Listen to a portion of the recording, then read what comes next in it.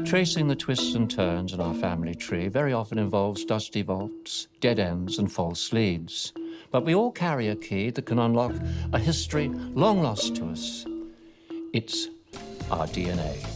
12 New Zealanders have had their DNA tested, and that's going to help them to solve old family mysteries, uncover ancient forebears, and even find a fortune or two. Stay tuned for a fascinating ride.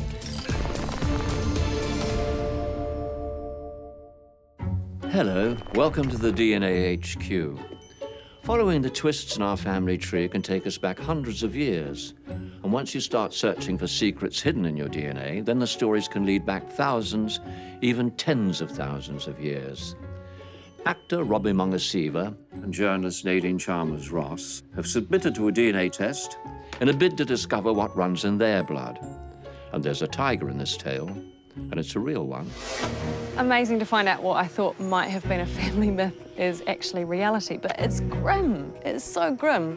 Ni hao pongyo. Nice to meet you. Nice to meet you. Yeah. The first thing I would say to my family about this, honestly, I'd say it blew my mind. Kind of emotional, actually.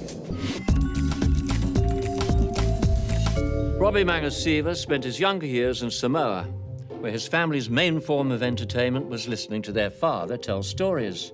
Perhaps some of them were true. We have his DNA results, and they'll help to clear up a mystery or two. But first, let's learn what Robbie knows about his ancestry. We lived in Samoa for probably 5 years. Two of us were born here in New Zealand. The first, myself, and the second eldest, Steve. And then we came back. So did a bit of growing up in the bush. I know very little about Mum's side of the family. She's quite fair. Speaking to Dad, years of talking to Dad, and Dad can go on a little bit. He seems to think that side of the family comes from Samoan royalty. I don't know, and this is why I'm here to find out, hopefully. Apparently in Samoa, I'm royalty.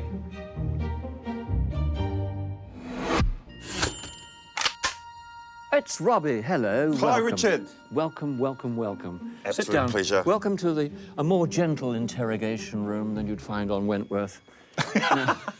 now, a few questions, really. Yep. You were born in New Zealand, but at some stage you went back to Samoa? Yeah, went back to Samoa when I'm guessing, around about 3 or 4. Mm-hmm. And then I was, at the time, could speak English. Mm-hmm.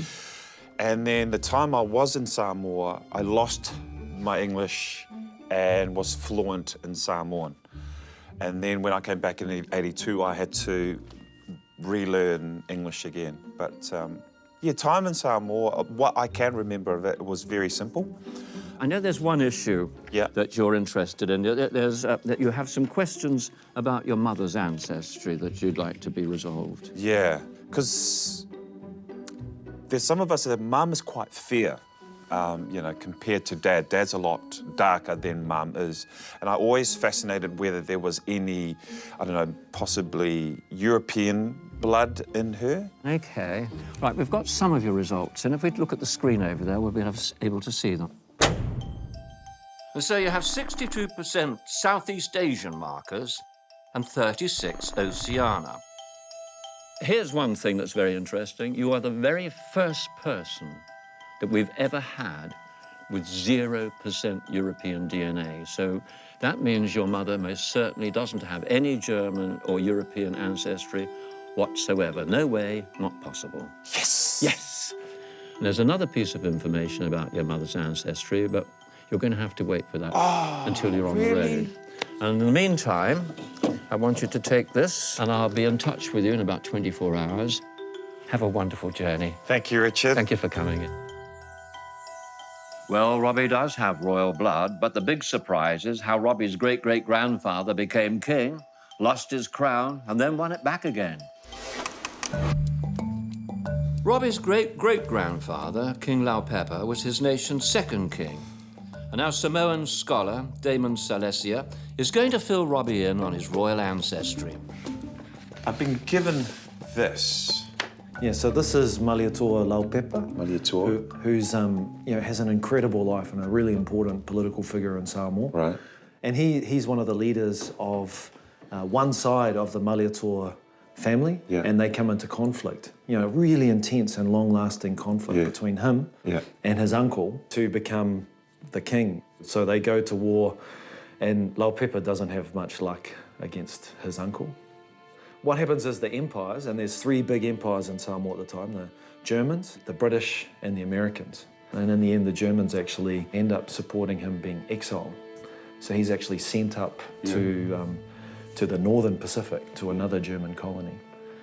And then they bring him back and he ends up king again. And so if you're connected to that, it's an absolutely powerful, fascinating, and really Pacific moment of islanders together. Wow. I'm actually getting goosebumps. Man, this guy looks just like my father. Because Dad did mention there was royalty that ran through our blood. And this has just confirmed it.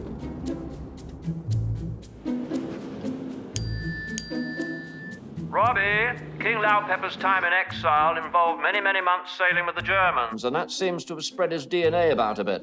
Now, you're going to meet your 3rd cousin, George, in rural Seattle. Wow. All right. Seattle. Cool.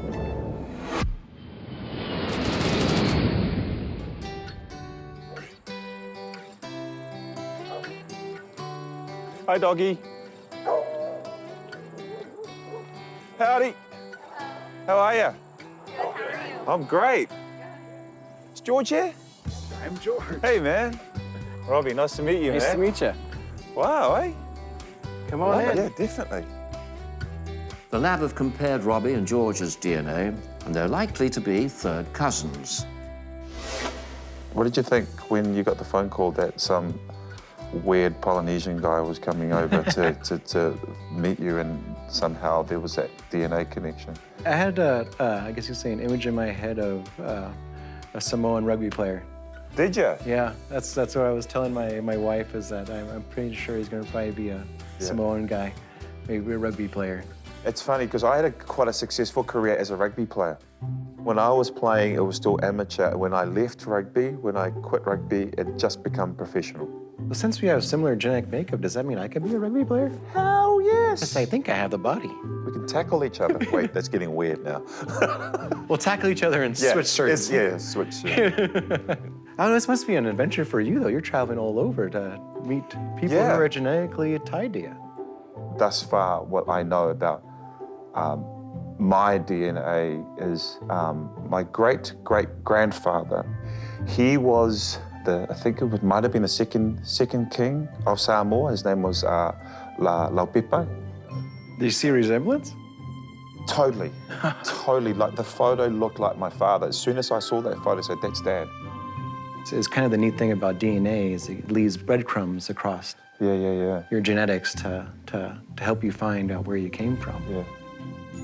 So George and I were talking, and we were trying to figure out how we were 3rd cousins. Turns out his dad grew up in the Pacific, not far from where Laupepa was exiled.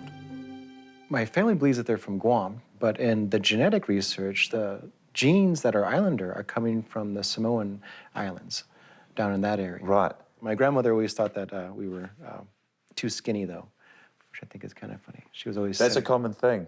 Always trying That's to send a us some common of the thing. food. Although my grandmother would tell me I'm too fat. But the common one is like, you're too skinny, you need to eat more. Need to eat more. Yeah. I don't know, did your grandmother ever sniff your head? She used to whack my head. Not sniffing, maybe that was her way of sniffing my head. You did some time in the army? Yes. I joined the Army when I was 17. I was in the first wave into Iraq with the 101st Airborne. Yeah, it was my platoon that were the ones that got Saddam's sons, Uday and Qusay. 4-hour firefight. Yeah, usually when you kick down their door in the middle of the night and come in and grab them, they don't want to fight. Yeah. But they put up a fight. How were you emotionally? I was pretty messed up. So when you go through combat, you lose a friend or you see something very traumatic, you have to just stuff it down inside. And after doing that for a long time, it kind of wore me out when I got home. But that's when you decided, is that when you decided to get out? So I decided to grow pot. I'm a pot farmer. So I grow... Say that again, I just want to hear it. I'm a pot farmer. I grow legal marijuana here in Washington State. And Say that again, I just want to hear legal it. marijuana. Just so New Zealanders can hear this. Legal marijuana Aotearoa. It was interesting, they were just so open about it. You know, even having the conversation, and there was George's 10-year-old daughter there. It's what Dad did, and I think they kind of understood. The extracted stuff is like 98% THC, so usually one hit of that, you're hanging out with Jesus, Buddha, and Muhammad all at the same time. I have no idea what they're talking about. We just pretend they're talking about lollies. Meeting George was really great. Opened up my eyes to my family history. Learning about Laupepa and how his genes spread through to the Pacific, and how here in America makes me think about my dad's stories and how I wished I'd listened to them. Sorry, Pops. Hello, good to have you back. Now, for a long time, people have seen DNA testing as something that belongs to the criminal section of the nightly news. But taking a test, a simple teaspoon of saliva, is all it takes to unlock all kinds of information about our ancestors and the lands that they came from. As a business journalist on television for many years, Nadine Chalmers-Ross has explained the big stories of the day, but now it's time to delve into her own story. What will that reveal? And what does she know already? Let's find out. I think that I might find I am a bit of a bitzer. If I was a dog, I suppose they'd call me a mongrel. I grew up hearing stories from my grandfather about growing up in India. And when I look at my father, he's very dark. I'm not sure why, but I would really like to find out that I had Indian blood in me. It seems somehow more exotic. Then on my mother's side, her maiden name is Thin. She tells me there are some links to the owner of Longleat and the Marquis of Bath. And Mum said when she lived in the UK, people automatically called her Lady Thin. I think I like the sound of that. Nadine, come in. Sit yourself down. Make yourself at home. Lovely to meet you. Now, New Zealander, how many generations? Well, my grandfather on my father's side was the first one to arrive on that side of the family. The first one? He was born in India, and it's my understanding so was his father and the generation before that as well. Okay, and they were English people? That's right. English family living in India. Mm-hmm. So Grandad Bonn, B-O-N-N, that sounds German to me. Well, it was a nickname. His name was Herbert, but he was the youngest of 3 boys, and his mother always called him her Bonnie baby. And it stuck. He was Bon for the rest of his life. Oh, OK. Well, there's a story about Grandad Bonn, isn't there, that he used to tell about a pussycat? A rather large pussycat. He used to tell me the story of a tiger that killed his grandfather, so my great-grandfather. How extraordinary. Yeah, and I don't know much more about the story than that, but I've always been told it. Now, you want to know more about your background and the various strains of your family, from where they've come, and we're going to look at some of the results we've got over here on the screen. Right, the map shows that 95% are European. Most of that's from the UK and Ireland, but there are traces of Scandinavian, French and German, and a minuscule amount of Ashkenazi Jewish markers. Now, you were hoping to find an Indian connection. We can see that you've got 5% South Asian markers. So given your family history, we're fairly confident that this represents your Indian connection and family. So it's true. Now, that doesn't mean to say that the tiger story is true, but it could be. I'm going to give you this little device here, which I want you to keep about your person, and I shall be in touch within the next 24 hours to give you further instructions. In the meantime, bon voyage. Thank you so much for coming in. Thank you, Richard. Now, mind the door, it sticks a bit on your way out. Well, you'll manage, I'm sure. Oh, there we go. Well, Nadine has a great reputation as a news hound, but she's also sitting on an epic tale which is about to get her the scoop of her life.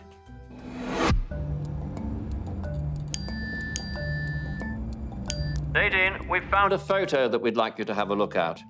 Now, this man is your great-great-uncle, Clan Duncan Ross. Now, I want you to take this photo to London, where we've arranged for you to meet another of Clan Duncan's relatives. And he holds the key to some very, very interesting family tales. Wow. So the Ross family is leading me to London. It's kind of eerie. This guy looks just like my dad. Strong family resemblance.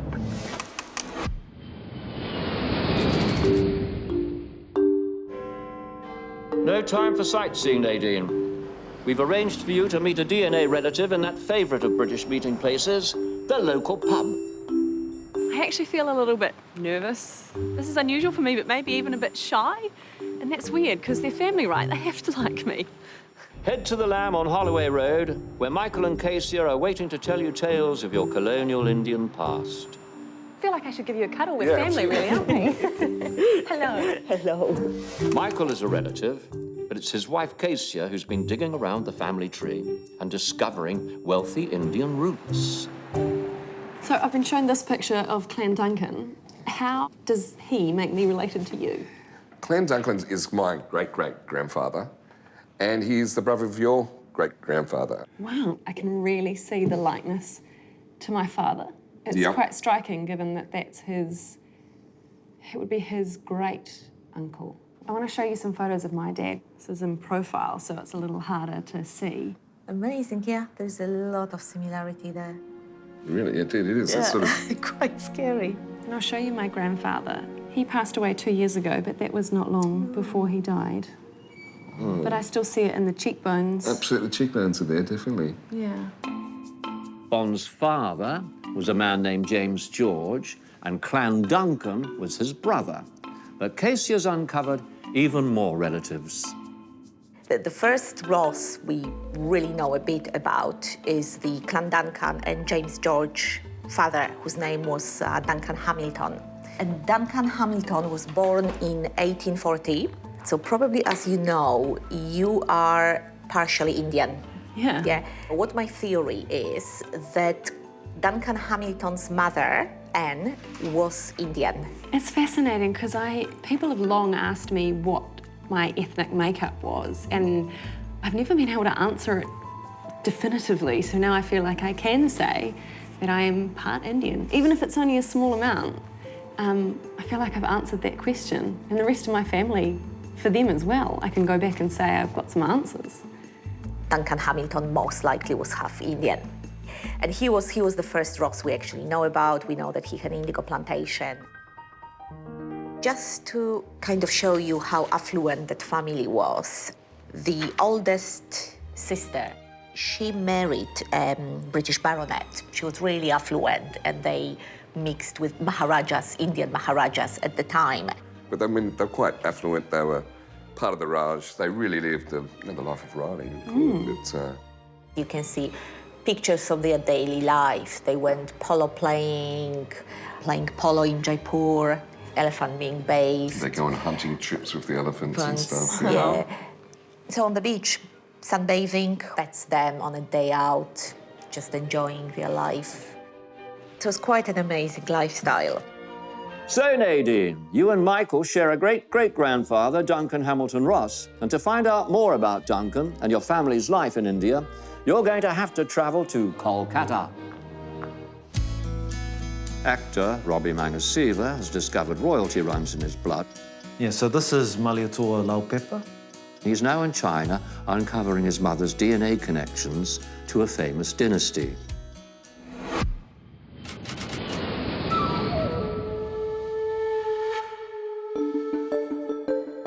Can't believe I'm in China.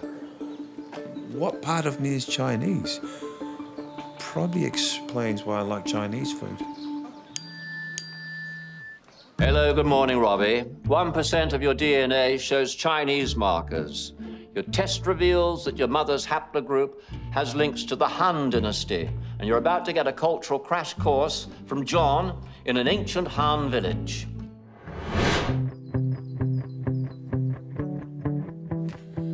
You must be John? Yeah. Hi, John. 你好朋友 Ni hao pongyo. Nice to meet you. Nice to meet you. Yeah. This village, what's it called? And tell me a little bit of history about it. The village called 川底下. 20下. Very clear. Just like Chinese said. Good. Oh, I am 1%. Yeah. Let's have a look around. Yeah, okay. Yep, 20下. 20下. Yeah. 20下. How do I say in Chinese, how do I say my name is Robbie? Okay. I'm from New Zealand. So, my name is Robbie. 我是我是罗比. Robbie. Yeah. Robbie, we don't say Robbie, we say 罗比. Robbie. Yeah. 我是我是罗比. Robbie. 我是 I am. 我是我是 Robbie. 我是新西兰人。新西兰人。新西兰人. I'm from New Zealand. 新西兰人. Good. 新西兰, that's your country name. Yeah. New Zealand. Right. New Zealand, 新西兰. Yeah. Yeah. So, 我是 Robbie. Then, 我是新西兰人. 我是 Robbie. 我是新西兰人. 很好.很好.很好. 很好. Means that very good. You did a good job. So your Chinese is getting better. 西西兰人. No. 西西 Robbie. 我是我是 我是 Yeah, I am. 我是 Robbie. Yep. 我是西西兰人. Great. You learn very fast. 你好，大爷.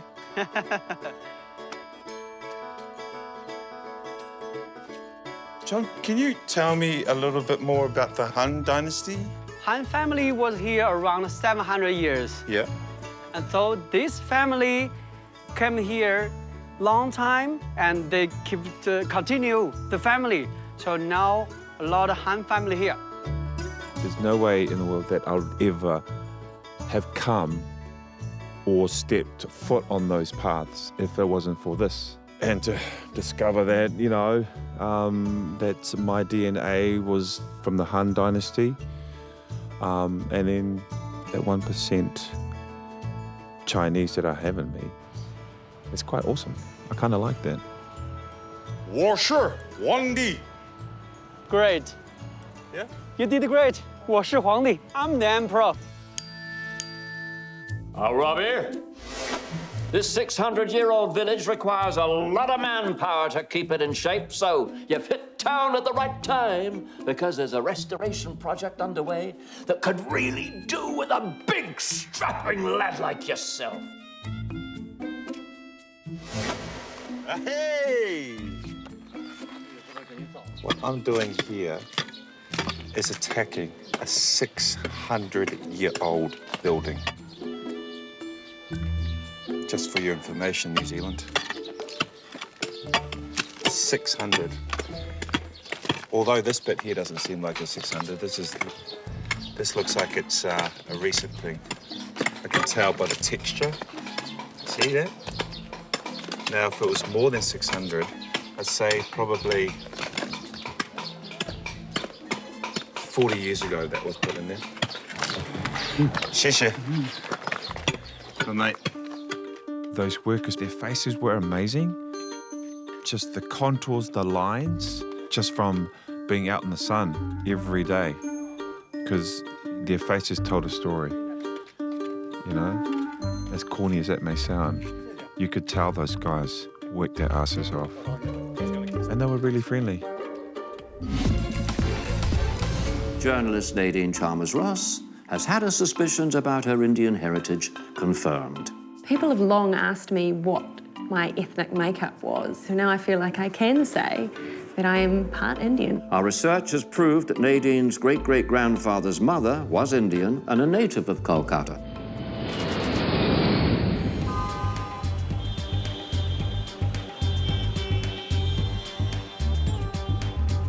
The Ross family were of British colonial stock.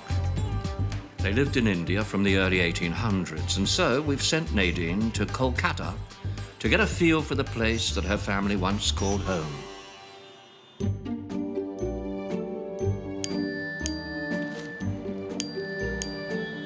Namaste, Nadine. We've discovered that your great-great-grandfather, Duncan Hamilton Ross, took a young bride from an orphanage. Her name was Addie. You might like to take a peek at their marriage certificate. So, the 21st of May, 1860, Duncan Hamilton Ross marries Annie Victoria Wilkinson. Has Duncan Hamilton Ross at 19, listed as a bachelor, Annie Wilkinson, 14. One thing that doesn't seem clear to me is why Duncan Hamilton Ross goes sort of shopping for a bride at an orphanage. And I guess maybe it was the done thing to marry someone young, but why someone in such a vulnerable position? It just seems like an odd concept. Nadine, it's fair to question how your great-great-grandfather found his bride, but this type of match wasn't uncommon in the times of the Raj. Life was harsh, so romance wasn't necessarily a priority. And when Duncan did find Annie, he made a wonderful gesture of adopting her younger sister Mary so that they could stay together. And we've arranged for you to visit an orphanage to gain some perspective on Annie and Mary's early life.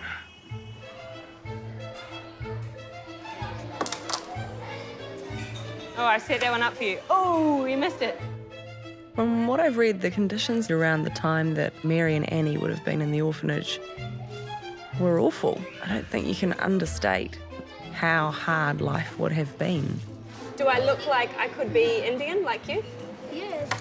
Because my ancestors were Indian, and they lived in Kolkata. I think that there would have been an intense feeling of being forgotten. So my great-great-grandma used to be in a school like this one.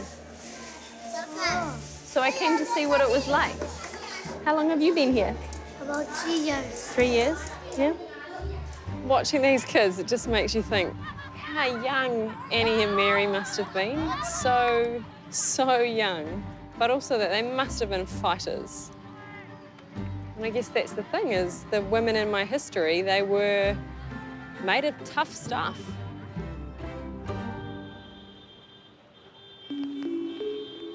But that's not the end of Annie and Mary's story, because we've found documents that reveal a very unusual love triangle in your family. So, 1904, at the age of 57, Annie dies from cancer. And then later, the same year, Duncan marries her younger sister, Mary. Isn't that odd? Well, what actually sounds like a scandal is, in fact, a very complicated love story. Annie was a minx who ran off with possibly a wealthier man and left Mary to raise her infant son. Mary and Duncan went on to fall in love, and although they couldn't marry until Annie's death, they managed to have 8 children together. Oh, yes. One of whom was your great-great-grandfather, James George Ross. This is not the kind of stuff I was expecting to find. I thought that I'd find ancestors, but not the kind of twists and turns that their lives took. It is a bit dramatic, and there's also a lot of heartbreak, which I guess I wasn't really expecting to find. Actor Robert Mangasivas discovered that his mother's DNA has links to ancient China. Ni hao, dai. And he's got even more of a history lesson on the way. He's bound for Taiwan to explore his ancient Polynesian roots.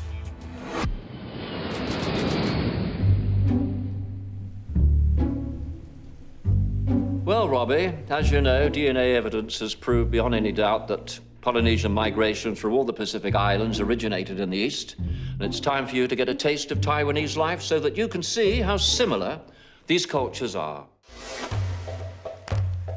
Can you just ask if it's okay if I get in there and wash the watercress? I can wash the fish for her. I'm just going to wash the watercress, yeah.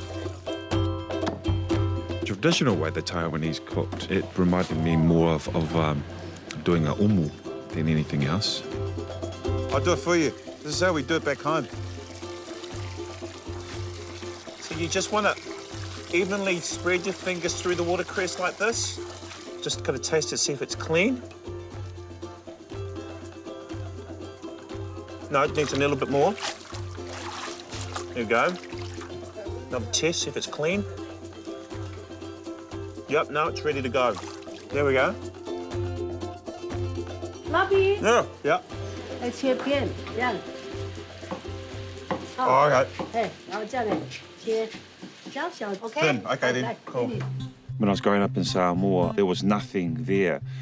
So when we first got there, it was just basic living. I think it was just almost like a shed that we lived in. Good? They're good. Yeah. I got you. Hey, got you. There was no electricity. It hadn't come as far as where we were. And the cooking, Mum would be cooking outside on a fire.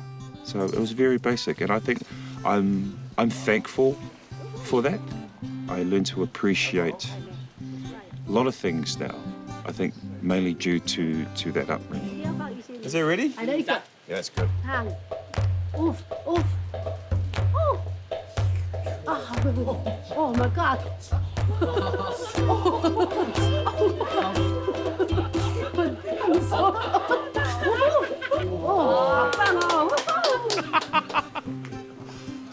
That is nice.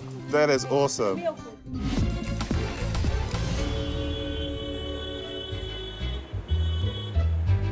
Journalist Nadine Chalmers-Ross's DNA journey has taken her to an orphanage in Kolkata. My great-great-grandma used to be in a school like this one. She's discovered her great-great-grandparents were Duncan Hamilton and Mary Ross.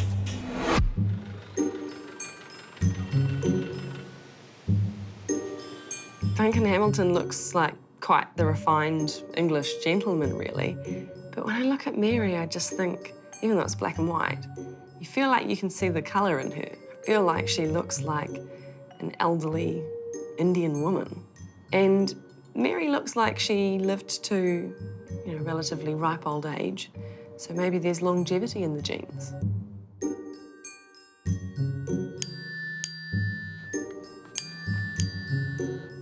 Good morning, Nadine. Your great-great-grandmother, Mary, had a rough start growing up in an orphanage, but she and her husband built an empire and lived lavishly. In 1880, they left Kolkata and established an indigo plantation. Now, you really need to see what this would have been like, so believe it or not, your next stop is an old plantation. Indigo was a very popular clothes dye in the 1800s, and it came from a plant with the very same name. Those that farmed it made quite a bit of money. I'm trying to build a picture in my mind of what my ancestors might have lived like. Is it reasonable to think that, a grand place like this would have been how they lived? Absolutely. They lived fairly lavish lives. So my ancestors, who were indigo plantation owners, would have had a grand house and lots of domestic help, that sort of thing? Yes. In fact, at the southern end, the southwestern end of this property was a tennis court, and each child would have an ayah. So like a governess or a nanny or something? Nanny, like a nanny. Yes, they would have people who, served food. So they would wear a turban and a towel on their arm. So very formal. Yes, very formal affair, very formal. This is Indigo ferra tinctoria, the plant that actually made the British rich. And it eventually got known as the devil's dye. The laborers, the peasants, the farmers, they were forced to grow indigo. Did that make them angry? It eventually got them angry because that's what you just can't eat indigo. So the peasants actually revolted in many ways. They had the stick, and they had axes, they had machetes, they had spears, and quite a few British were actually killed. I believe your great-great-grandmother even learned how to use a gun and, to protect herself. It's amazing to look at it. It's just this pretty little ferny, flower that it caused such ructions. That's right. That's right. Can you believe that this little plant could create such opulence as well as create such hatred in a matter of about 100 years? So had it not been for that, I could have been an heiress. You could have been. What a shame. And had I been younger, I would have met you. The English living opulent lives while their workers were peasants and paupers troubles me a little bit. I wonder if they were aware that they had Indian blood in them. And I wonder if they treated the Indians any better as a result. I'd like to think so. I'd hate to think that any of my relatives were the ones who were causing the poor to starve, but it's possible. I do think, though, from what I worked out about Duncan, it did seem like he had sympathies with the Indians, because actually you're one of them. Journalist Nadine Chalmers-Ross is in Bengal, where she's learned her family were once wealthy plantation owners. And she's also about to learn the truth about her family's story. Hello, Nadine. Your grandfather, Bon, has regaled you with stories of a death by tiger in the family. Now, what exactly can you recall of that very tall tale? I have heard a story about a tiger. I don't know how much of it is true, but I was told that my great-great-grandfather was killed by a tiger. But I don't know much more than that. Well, we have uncovered some gritty details. Your grandfather, Bon, was, in fact, talking about his grandfather, Walter, who also lived in India. Now, Walter had a reputation as a skilled hunter. And when a tiger was making mischief in a neighbouring village, Walter was called upon to remedy the situation. Walter and his men stalked the tiger for 11 miles, and once they were within range, Walter took his shot. He only wounded the beast, and he followed the blood trail to discover the animal concealed in the undergrowth. And as Walter approached, the wounded tiger leapt at him, clawing him in the back of the head. Walter continued to battle the beast, and the tiger was shot dead. And Walter, he turned for home, and he stumbled for 2 miles before collapsing from blood loss. And he went to meet his maker. It's such a phenomenal story. Amazing to find out what I thought might have been a family myth is actually reality, but it's grim. It's so grim.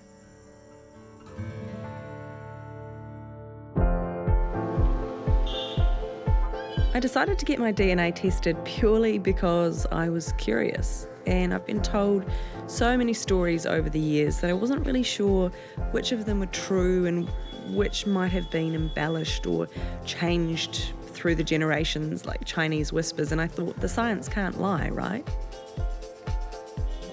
And I wanted to answer that question that I've always wondered about. Do I have Indian blood in me?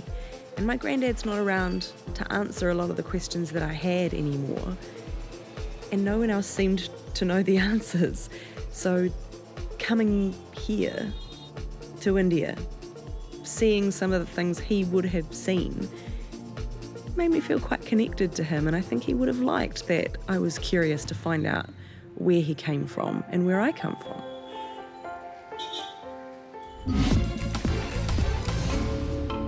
Robbie Mangasiva has discovered his mother's DNA had links with an ancient Chinese dynasty, and he's also learned that his family connects to Samoan royalty. But that's the end of the royal tour, because now he's in Taiwan looking into the links that Polynesians have with the East. James. Yeah, I'm James. Oh, g'day, James. Hi, nice to meet you. Nice to meet you, man. I'm Robbie. Robbie. Nice to meet you. Thanks for having me. Nice to meet you. And this is 14. Hi, 14. 14. Hey, how are you? The host. Nice to meet you, Robbie. It's not the number 14? No. It means, in army language, it means fish. Ah. Yeah, so 14 is fish. Is he a good fisherman? Yeah, he's good at fishing. Right. Thank you for inviting me.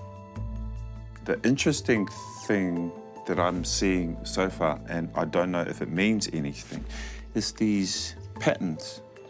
These patterns here, these things here, they're the same as my tattoo. Oh. It's like here, see? Yeah, similar. Because it's interesting, I come from the other side of the world. Yes. To another tribe where somehow we've got a DNA connection, and I'm seeing this is similar to what I've got here, and we don't know each other. 譬如说像那个数字的话，只在、多少、多少、18。Is he counting? Yeah, he's counting numbers. 6, 7, 8, 9,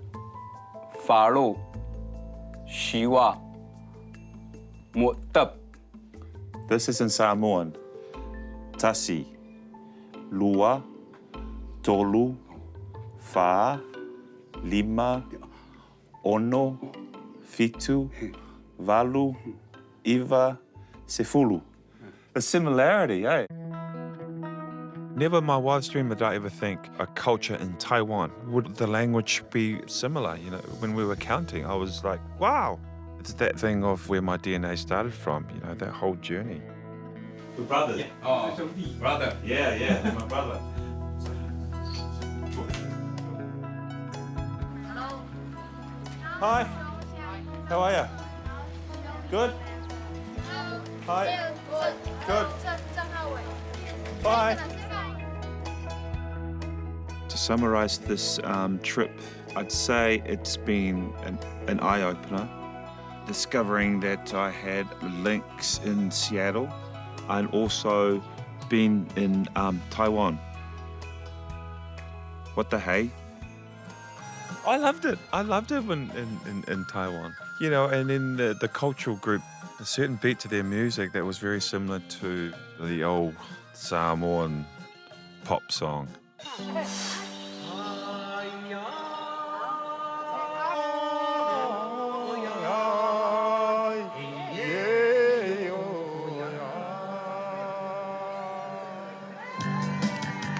It's funny because as soon as I saw it, I know that beat. I know that. It reminded me also of the uncles and aunties after a few drinks. You know, no means yes. And just dragging you up there and just going for it. It was very similar. The first thing I would say to my family about this, honestly, without going too much into it, I'd say it blew my mind. I found out a lot more about my history and my DNA and my family than I ever have. I've absolutely loved it. And I've still got more to find out, and I'm excited about new discovery. But it's been amazing. Absolutely amazing. Our DNA contains tiny hints that tell us how our forebears traveled. It shows us where to look, to uncover traces of their lives and the stories we find to help bring them back to life. I wonder who's going to be brave enough to take the test next week. Why don't you join me to find out?